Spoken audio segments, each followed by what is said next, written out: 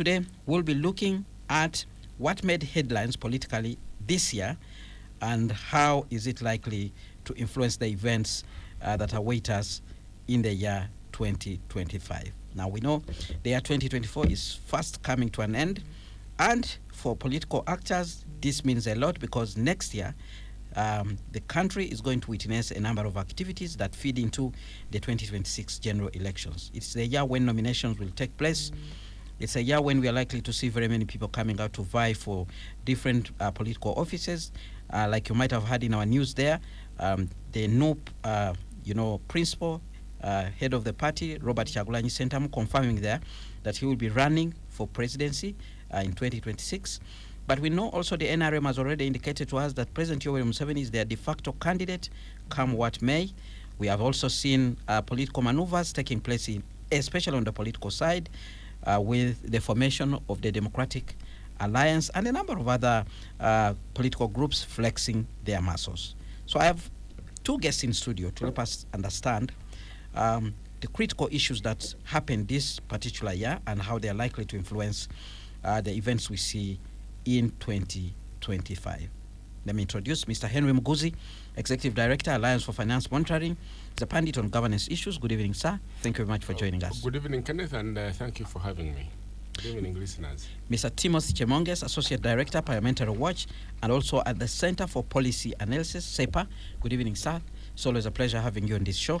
Thank you, Anderson. Good evening to our listeners. Looking forward to a very fruitful discussion. Thank you. Well, my name is Kenneth Anderson Lukwago, your host. Let me begin with you, Mr. Chemonges, very quickly. From your vantage point, watching how things shaped up politically in this country this year, but also how they are likely to connect with what is going to happen in 2025. To you, what made the headlines politically this year, to the extent that we should watch out next year when things begin heating up for the 2026 general elections? Thank you so much, Anderson. This year has been an interesting one, but also has a lot of similar patterns from the past experiences, but also how the governance space has unfolded. I summarize this year's event in three areas. One, around accountability and governance. The second is on the respect of human rights. And the last is around the political space, both from the actors and the citizens. And on the front of accountability and governance, a very prime area in terms of how we utilize resources, in terms of how the citizens participate and contribute to the governance of their country, is an area that clearly shaped how the year went. We saw how citizens raising concerns around questions accountability, putting the different ministries and government entities on accountability. We saw Parliament coming very clearly. We saw the citizens coming very strong in terms of how resources are used in Parliament. And while the pattern is that, as usual, you have many questions and very little or no one responding and providing very clear concerns or providing clear answers. You saw the portal issues. Ministry of Works was put on spot, Ministry of Health, and all the other stakeholders, really. What comes out very clearly, you see that the citizens are demanding for better. You saw citizens, some of the citizens pushing and protesting in the streets, and the force that they were met with, which is almost a similar pattern. Around the respect of human rights, we see the recent shootings when Bobi Wine, while in one of his political activities, was shot or had a bit of an engagement with the police that caused a bit of a fatality on his leg. And now seeing what Besigye is actually currently facing, which shows that there is increasingly more spotlight, but also a shrinking space in which political actors would be able to engage. And this is really to emphasize that the pattern is the same. There is very limited, there is nothing new. We keep doing same things in the same way. But I think that ultimately you see that the ruling party or the government in place is demanding and pushing further for space is becoming a bit more bare-handed in how it handles its matters, in how it handles its competitors or the political alternatives, and you see that comes out very, very clearly. What also caught my attention this year was the hosting of Uganda of the NAM, of the Non-Alignment Movement Summit as the start of the year, together with other events, the conferences that Parliament was able to convene.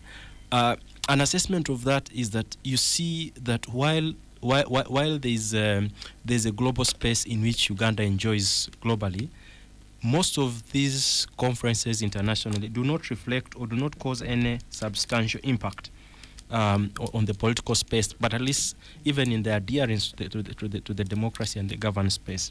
The other, as I come to the close really, is the judiciary. I think that the judiciary, once again, has been able to come on the spot in terms of its ability to respect or provide a position where it can offer clear leadership. You'll see that in the recent discussions around its delay to provide a ruling on whether military courts whether military courts can try civilians.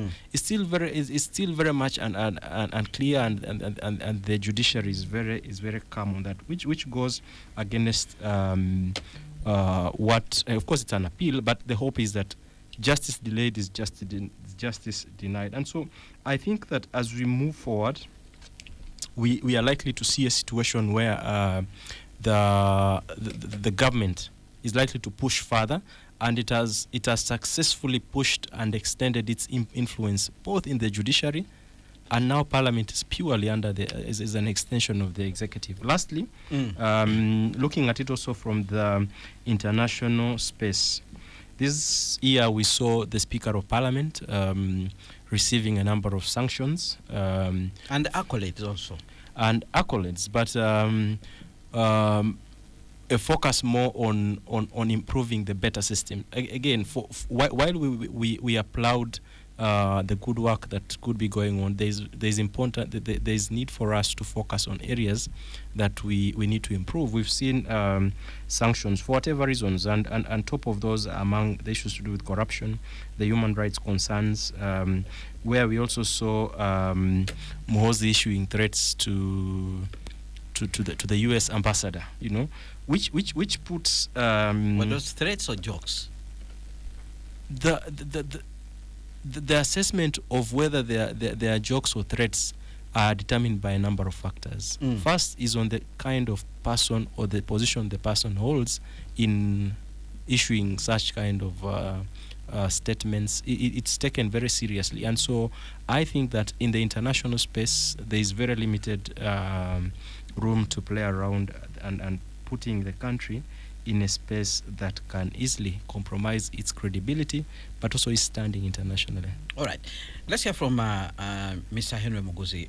Your reading of the situation in the country as we move towards 2025, what, in your view, has made headlines this particular year politically, on the political scene? Yeah, thank you very much, Kenneth. Politically, of course, you cannot overlook what is the ongoing, what's it called, case in the court martial that involves the man who we are told was abducted from another country and then arraigned in a military tribunal.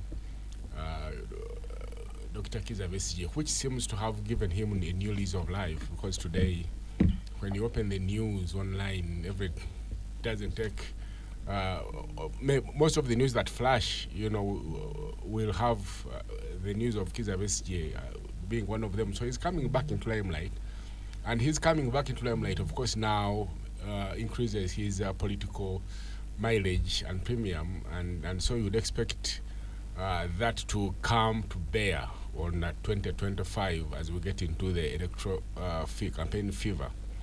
The other thing I want to point out is the human interest one, which of course would again impact on the political decisions, especially the people of Central Region would make, and that was the landfill slide in Kitezi that claimed quite a number of lives and continues to live and left many others homeless, and they continue to be homeless. We saw the heads that rolled. It remains to be seen who will take over the helm at Kampala Capital City Authority.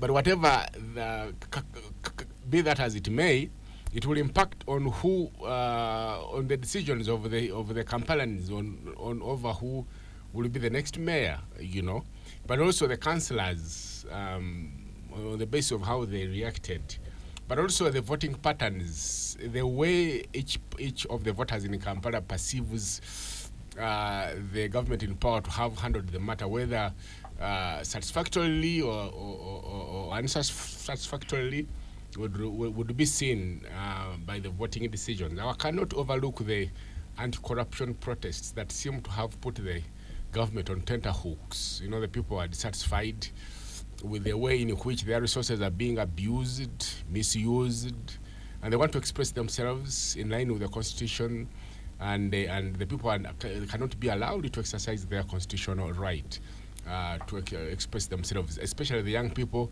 And so this would have a bearing, for good or for bad, on how the young people behave politically come 2025, come 2026. Let me also speak about the service awards in Parliament. You remember that also was quite an issue.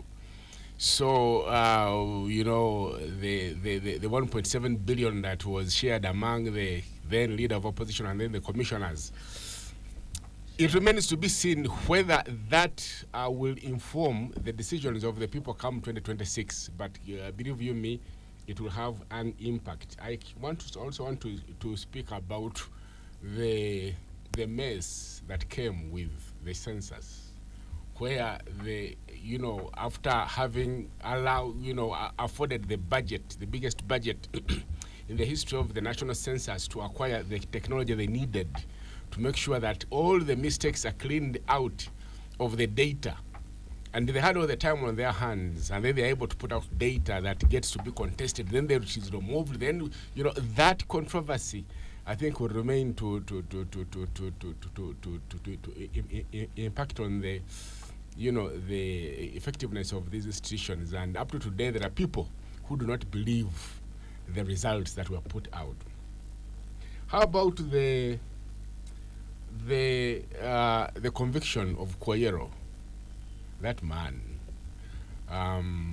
there will be a few that would feel satisfied, especially our brothers in northern Uganda who lost lives but also livelihoods and had their, futures battered, shattered, and tattered over over that 20-year period when we had to, to keep them in when they had to be kept in IDP camps.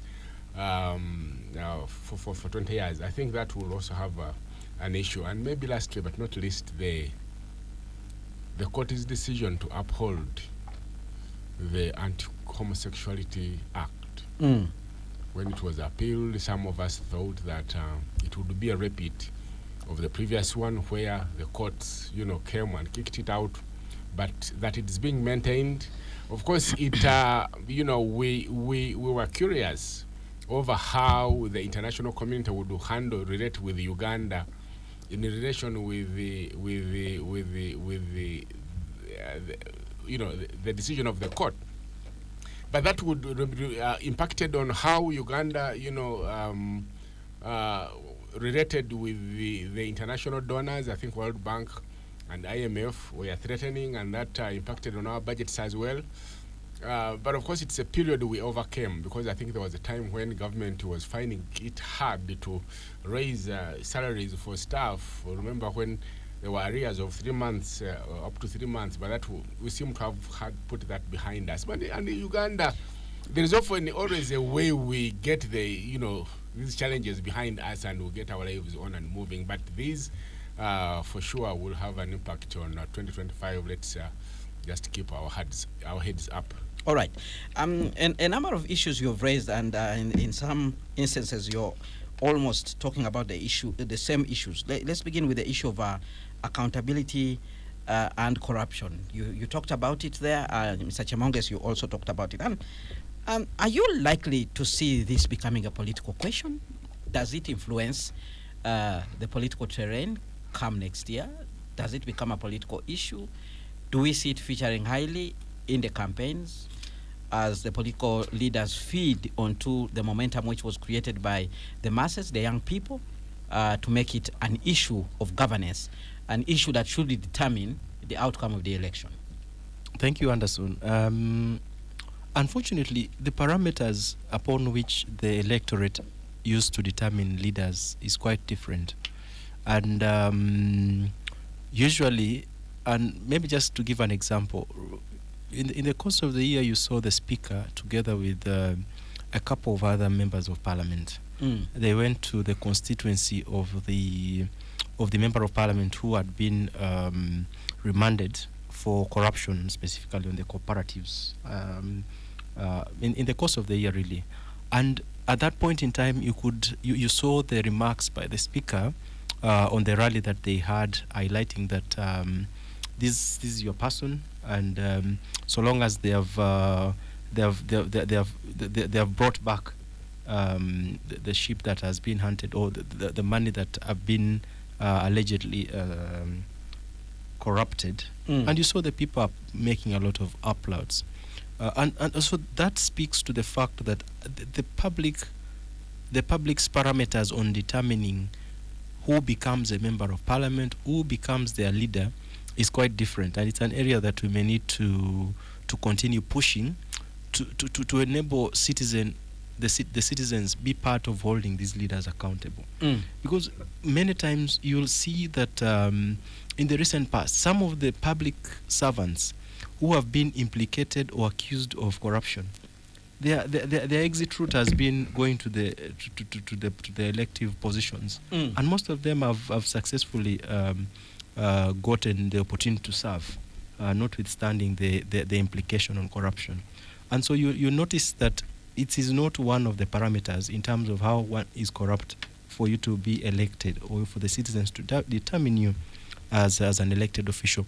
But nonetheless, I think that it's going to be one of those areas that the opposition use to push for as their campaign agenda. Unfortunately, it doesn't win so much. Ultimately, I think that the question of and as it will be highlighted by Mr. Muguzi here, electoral financing is one of those areas that remains very interesting, and an area that we may need to put more focus. You notice that the amounts of money that an elected leader or a prospective candidate needs to use, let alone the elections, the primaries of most of these political parties, is quite huge, and may be corrected. The last I saw, it's an average of around 500 million for a member of parliament, and it could go as far as $1 billion or so. And so I think that the question of corruption gets a problem around weak institutions to enforce some of these challenges. The citizenry have not yet appreciated, but it's an area that we would really desire to ensure that the citizens appreciate, understand, and that they can hold these fellas accountable. If at the point where the citizens are not actively involved, but we have continued to push for this, but where you don't have strong institutions that can hold these individuals accountable, but also can push for some of these. We've seen the IGG, the inspector of government, presenting reports to Parliament, and a lot of money is lost on corruption, and that doesn't actually push or even make some of these leaders to blink an eye. We've seen the accountability committees in Parliament, notwithstanding, of course, they've pulled out the card of recent arrests for members of Parliament. those that were involved in the cooperative saga to be an issue that originated from Parliament. But nonetheless, you'll see that there are quite a number of accountability issues that have been raised, both by the Auditor General, the accountability committees in Parliament, looking at it from also the local government. It's even worse. Local governments are actually worse. Whatever is happening there is something not very interesting. And so the question of accountability remains very elusive, but in terms of it informing how the political landscape pans out is very interesting. But lastly, there's a comment, is that as we head to the 2026 general elections, of course, next year, we'll be seeing the Parliament will be considering its final budget during its fifth session, really. It will be considering its final budget for this specific term. We are likely to see Tamwegenda, what they call in Uganda, Tamwegenda. Tamwegenda. Yeah, so it will be an opportunity, really, for the elected, especially for the executive, to see how to leverage that as an opportunity. And we've seen if the budget framework paper is going to be presented on Thursday, tomorrow, and we'll be very critical to see some of the areas that are very unclear and maybe could be potential areas for money not to be clearly accounted for. All right, Spectrum on Radio 1 FM 90.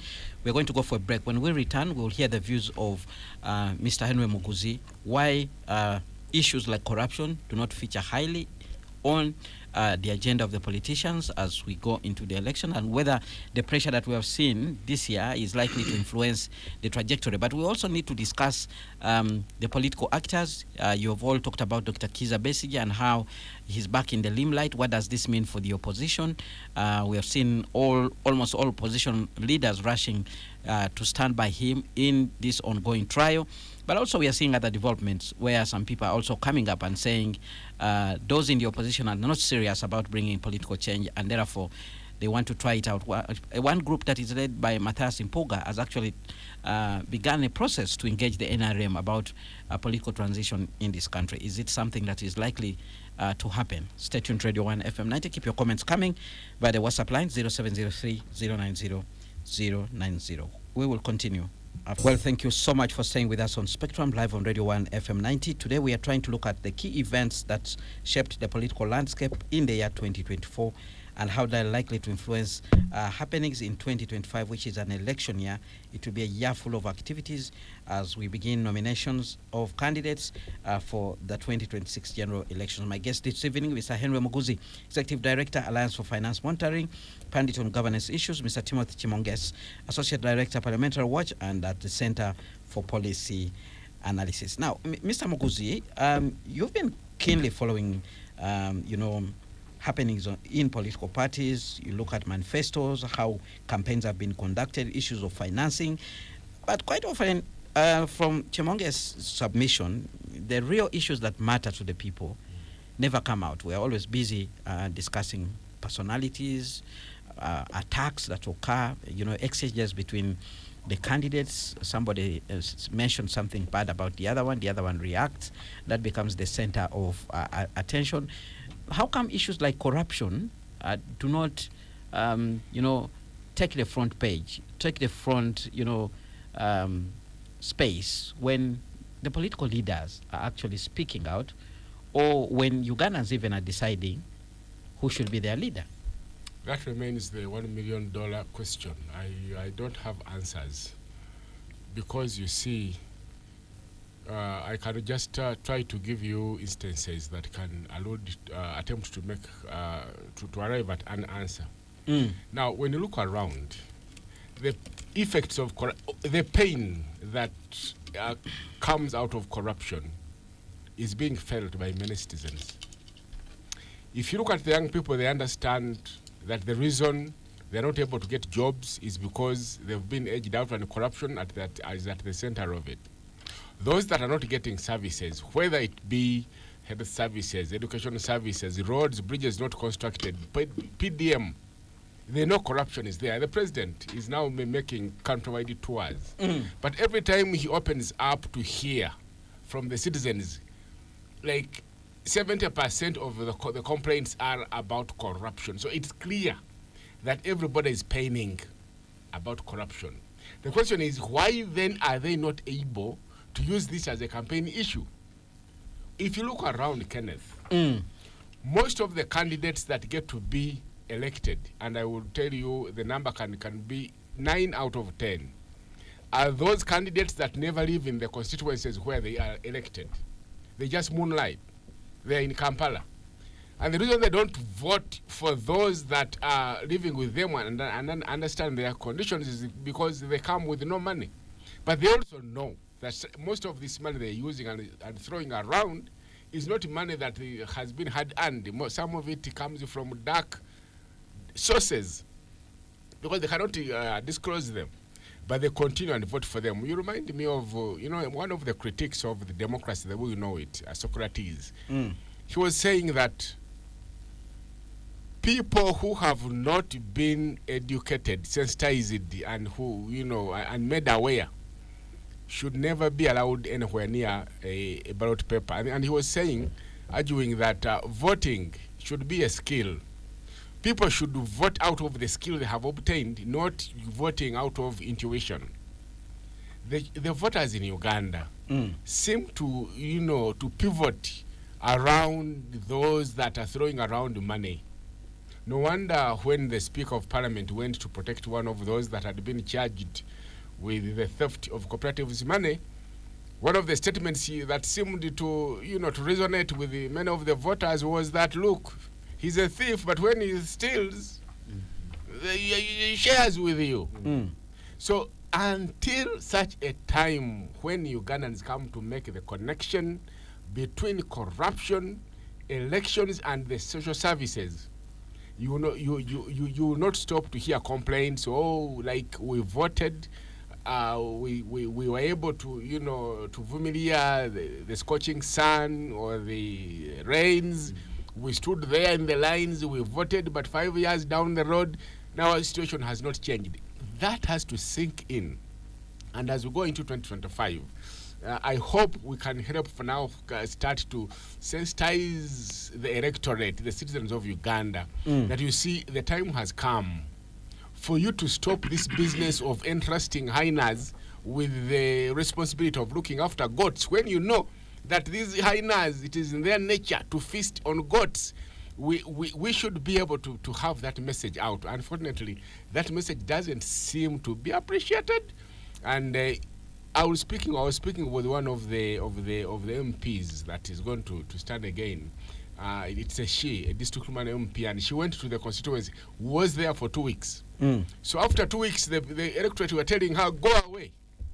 Go look for money. So when you come to Kampala and engage in acts of corruption and get that war chest and take it to the constituency and start providing for funerals, contributions, paying school fees and contributing to medical bills, this is what seems to be the gold standard for the electorate to determine who they get to vote. So we have to do a lot of work.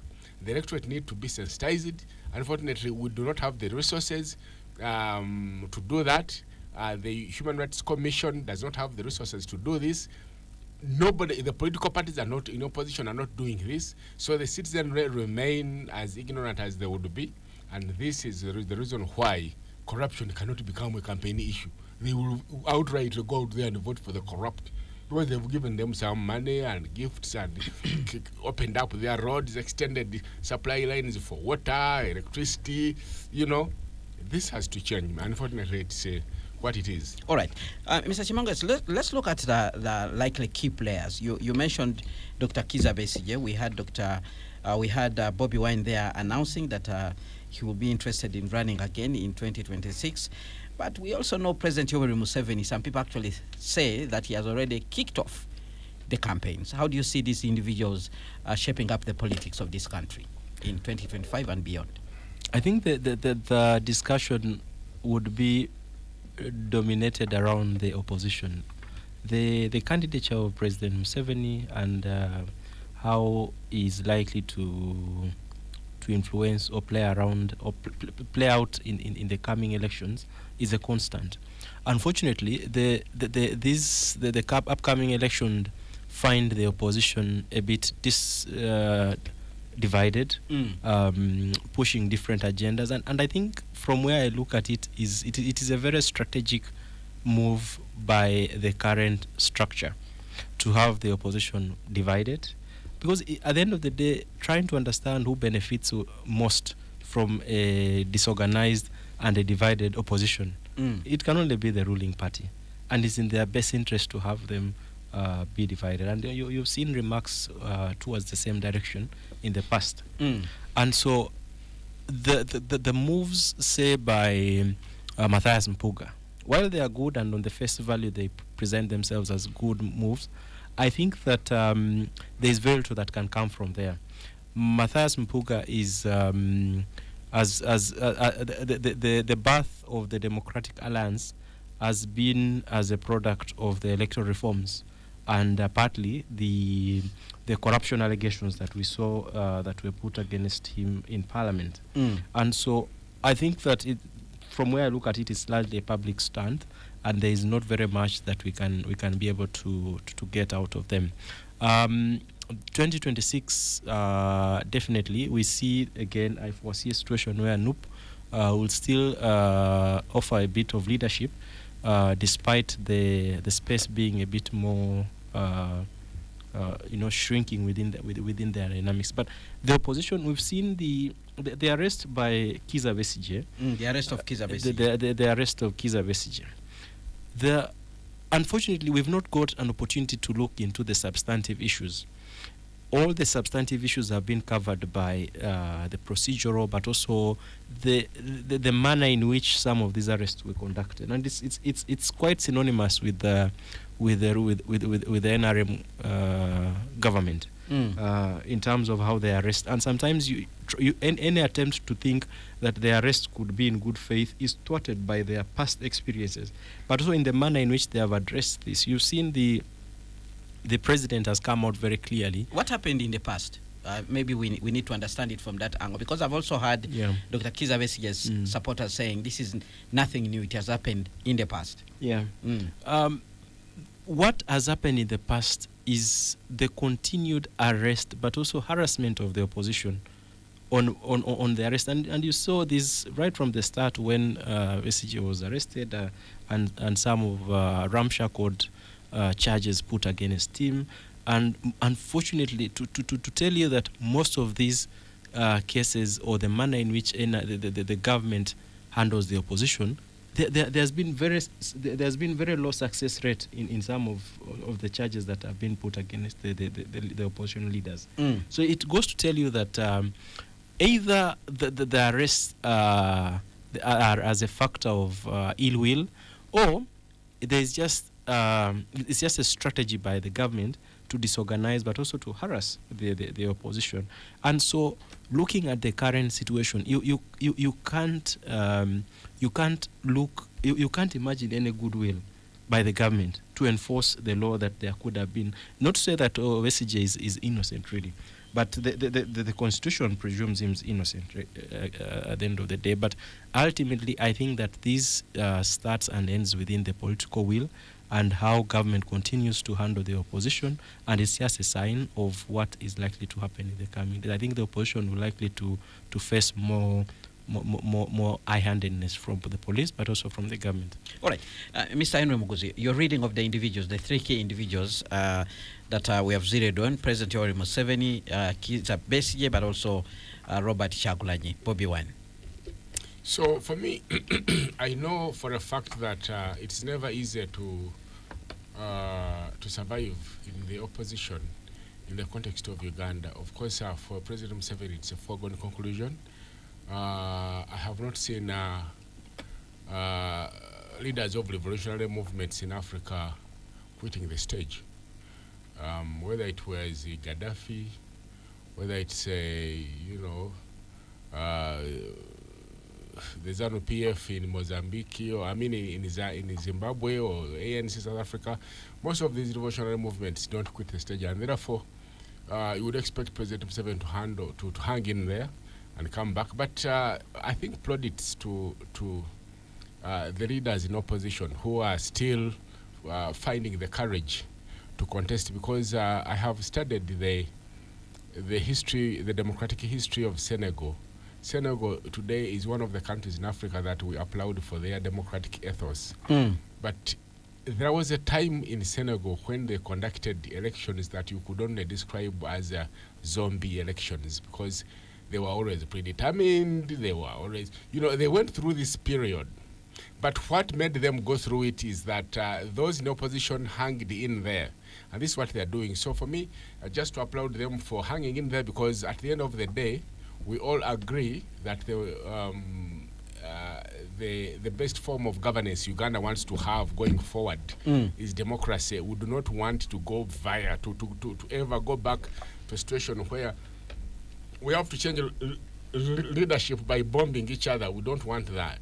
So we need to do this to build a culture of democracy. That's what I'm seeing working out. But of course, as we know, it remains to be seen. The opposition is at its weakest, I would imagine, than it has ever been. I've been following these since 2006, and I think the opposition today is at its weakest. It's divided. And you see the NRM remains strong. Their best candidate remains, their best striker remains in the team. And so, let's wait and see. All right. We have comments coming in from the listeners, and I'll begin with this one. Thank you, Kenneth, for the program. Charles from Wakiso Town Council, just to add on the judiciary ignoring the order in the case of retired Captain Biarugaba versus Attorney General December 2022, where it was declared that civilians tried in military courts and only focusing on Kabazguruka case, which actually is a result of contempt of court because the former has never been appealed or stayed. Serving military officers involved in politics with impunity and not action is taken against them. That's another comment there. Then we have another one. An average voter in Uganda doesn't have the capacity to read the manifesto of a politician. That is why no one holds them accountable. The politicians themselves don't understand their manifesto, especially at the local level. Imagine voting for people because they bought you alcohol and you ate meat at their rallies. God save us. That's a comment from Opio Innocent, who is streaming live from Ethiopia. And I mean, the issue of the voter, understanding why they are choosing a leader, what exactly is the issue there? Why is it easy for people to just vote for somebody, like he says here, because they ate meat at your rally, instead of voting for somebody who is articulating real issues, who is likely to push for the greater things that affect the entire country? There is a fundamental problem around civic awareness, and it's just not on the ability to elect. Even in the participation of day in, day out of how government operates, we have a fundamental breakdown on information of even government programs. Some of these programs are launched, and there is very limited information about them. How some of their rights, some of the responsibilities that they have. We've seen government programs being attributed as gifts from government. The likes of the parish development model, the ones that have failed in the past, most of them being attributed as gifts, as offers from government. So there's a fundamental breakdown. But also, more importantly, I think government has continuously and deliberately treated these as their approach in how they deal with this. We are coming to the elections 2026. The Electoral Commission should and must allocate resources for civic awareness. Is it not too late? I mean, we are late. But the fundamental problem I'm highlighting is because election is a process. It's not an event. And that the Electoral Commission, one of its fundamental outputs is to ensure that the citizens participate meaningfully in these processes. And that if you fail to ensure that citizens meaningfully participate in this process, you have failed in one of your key performance indicators. We are going towards the election. Yes, as you say, it's late, but there has never been any budget allocation on civic awareness. That should be going to the Uganda Human Rights Commission. And Human Rights Commission. I mean, that's where there is a confusion also. Yeah. The mandate for civic education is with the Uganda Human Rights Commission, and then the election issues are this side. And yet, one would think it should be the other side of the Electoral Commission. Absolutely. There is a fundamental problem around the continuous engagement with the civil society organizations, who are key players, by the way, in ensuring that we can continuously engage the public, working with the other stakeholders, the religious and the culture. So when you look at all these issues, you see that all these are deliberate. It's a deliberate strategy by those responsible to continuously have citizens lack information, probably for whatever intentions, really. Mr. Muguzi here is predominantly in the election space, and he can speak to this further. But there is a fundamental problem on how government has continuously interacted with its citizens, fundamentally on information, and therefore the citizens, first of all, cannot even, they are not aware. And so they can't hold you accountable. All right. We have a comment coming in from Debo Arua. Debo, who is listening in from Arua, who says, let's not blame the Ugandan electorate because we are poor and politicians can easily manipulate us. Secondly, Mpuga's party is still young and it will catch up just like others have done. Do you agree with that point before we bring in Mr. Muguzi, that because the electorate is poor, they are easily manipulated by the politicians? That's another factor. Poverty is greatly compromises citizens' ability sometimes to make decisions, because then it exposes you to a lot of you become vulnerable. So poverty exposes you to vulnerability, and therefore your ability sometimes to make objective decision can easily be compromised. Not a lot, let alone by money, but even how the state utilizes its military power. All right. We have another comment coming in from Dr. Peter Babienda, who writes in and says, poverty, democracy doesn't work in a poor country. Henry Muguzi, as we come towards the end of this show, let's hear your response to some of the comments which were put across by the listeners, especially on this issue of voters being, incapacitated because of poverty, but also the other issue that they can easily be manipulated by the politicians. I agree with my brother Chimongezi, but also the listeners out there. You see, if you look at the history of the US, there was a time, I think in the 60s, where for you to be able to vote, you had to first graduated into a certain income bracket. So to say, just to reinforce the point that poor people don't make good decisions. But as we were submitting here, I had a second look. You see, we've talked about things that are fundamentally wrong, and I think there is also something that is fundamentally wrong with our politics. Because you see, I could go to Parliament, Chimongezi could go to Parliament, but it would change nothing. Because the moment you get in there, there is something that stops well-intended, representatives of the people from serving the citizens. For example, in 2005, those that lifted the term limits, this was a fairly good parliament, and we're told that they were compensated by a mere 5 million. So I think the voters, having seen what those that were deemed to have been competent, good leaders by excellence have done, the result to just say, let's just send there whoever we can, because after all, it is difficult to change anything. Yeah, but I think until we have fixed our politics in parliament, politics in district councils, to make sure that the arrival or the presence of well-exposed elite persons is able to create change, other than joining the eating group and failing to serve the citizens, the better. But otherwise, I think the citizens now are confused. They don't know who to trust, and they choose to take money and exchange it for their votes.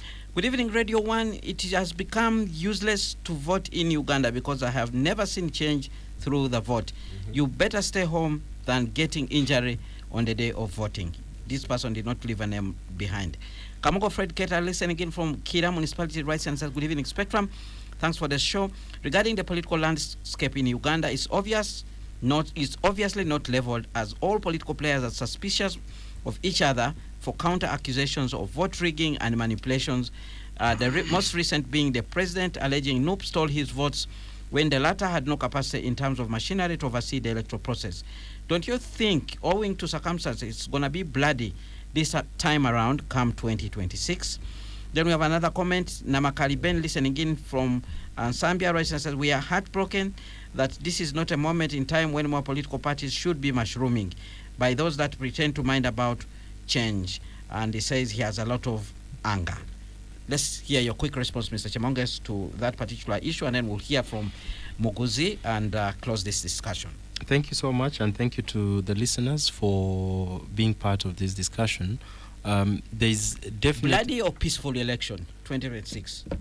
The desire, it doesn't serve anyone really to have a bloody elections.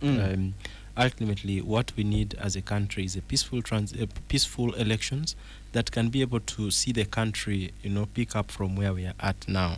And so the thing is to continue pushing and continue demanding for better from the duty bearers, from government and all the other stakeholders, but more importantly, continue to engage the public to first of all participate. I disagree with the comment that let's note that some of the citizens should stay back during the elections. I think that one of the cardinal duty of citizens is to ensure that we can participate in determining who our leaders are, because it cuts across and informs the post-election engagement. All right. Very quickly, let's hear from you, Henry Muguzi, as we come to the end of this show. Yeah, I think all of us citizens should be, we should take interest in ensuring that we do not have a violent election. This election, however improper it could be, is one of the activities we have, is another break towards a better Uganda. Because in Luganda there is a proverb, which I don't know how it is stated in English, but they say munchamu. So we have to keep trying and rising up and trying and rising up and trying again until we perfect our the democracy we want. And besides, we know that there can never be anything like a perfect democracy. We will keep trying and constructing until we make things better. All right. With that, we come to the end of the show. Let me thank you very much, my dear guests, Mr. Chemonges and Mr. Henry Muguzi, for actually making time to come here and share your insights about this particular issue. Thank you very much, dear listeners, for tuning in and contributing to this show. Tomorrow sometime, another topic will be on air, but up next we have the news in English with Miss Lillian Keno. Thereafter, we'll have the Soul Train with BP Junior.